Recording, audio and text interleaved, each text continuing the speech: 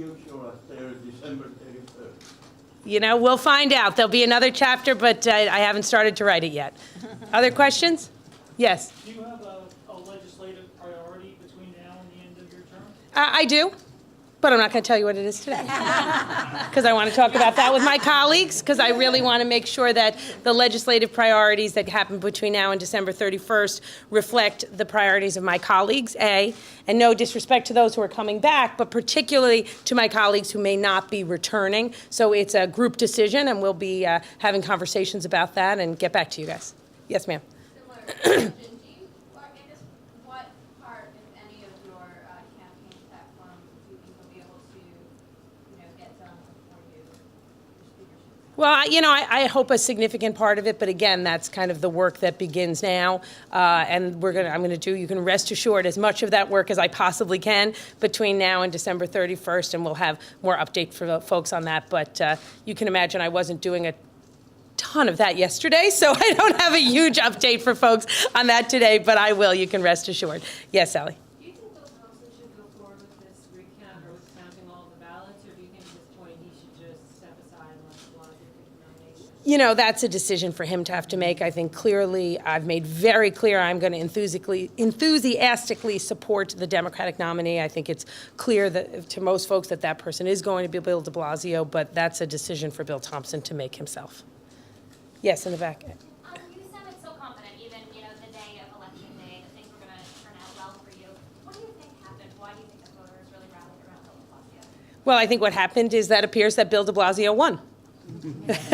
And now it's on to move on to the general election where, no disrespect to Jimmy, but all of us Democrats up here are going to, I believe, be, out there working to get the Democratic nominee elected. And there's plenty of times for, postmortems and looking back and things like that. But I'm here today as Speaker, excited about the 3 pieces of legislation we're passing, 2 related to a committee I chaired, related to issues of bringing justice to victims of sexual assault, which is something I've worked, my entire career on since my days at the Anti-Violence Project. Moving forward, composting so we can have a greener city is something important to me. I know very important to our Environmental Protection Chair, who will also be leaving in December 31st. So there's a lot of government work to do from here to the 31st. There's a lot of political work to do between here and Election Day. And when all that's done, there's time for reflection and analysis of what did or didn't go correctly.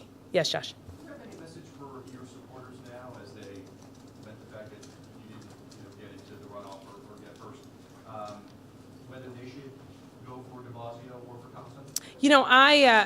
My first message for my supporters today, tomorrow, and forever is thank you. They were just the most amazing, some of them standing up here with me, some of them the hundreds and hundreds, if not thousands of volunteers we had. Union members were the most terrific, dedicated, loyal, enthusiastic, fun folks to get to work with. So my first message is thank you, thank you, thank you, thank you, thank you. My second message is please rally behind the Democratic nominee as quickly as possible.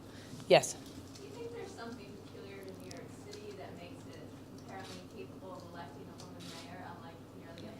Let me just question. New York City is not incapable of electing a woman mayor. They have not yet elected a woman mayor. Those are 2 very different statements. This is the greatest city in the world.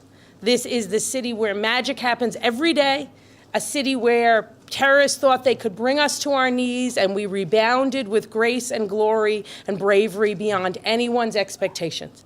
There will be an amazing day where history gets made in this city, and it will raise all of us higher. It hasn't happened yet, but we are a city that is not only capable of anything, will eventually accomplish everything. This city is the greatest place, and that will happen, and it will happen soon. Any other questions? Yes, sir. I think this will be the last one. You mentioned politics and the government work best with them before the 31st of December. Are you concerned at all with some of the divisions among your colleagues? No, absolutely not. Look, I've got to tell you, I've been through in this council, and I think Jimmy would agree with me on this as the minority leader. Come over, Jimmy. We've been through this council at times when people have said, this is going to tear us apart, that's going to tear us apart, this is going to tear us apart. And what happens every time is people leave politics on the steps, rally together, and do the business of government. And this time, Jimmy, you agree, I know, is not going to be any different. You'll see a ton of legislation passed between now and December 31st, all based on the substance, not on the politics. trust me, what people may have run against each other for a couple of days ago, who they may have supported for this or that a couple of days ago, that has nothing to do with the job here. And I got to tell you, I did not see once borough president politics, council politics, mayoral politics get in the way of passing legislation, committee work, not once. That's what makes this institution one of the best examples of legislative democracy anywhere in the country. Thanks, guys.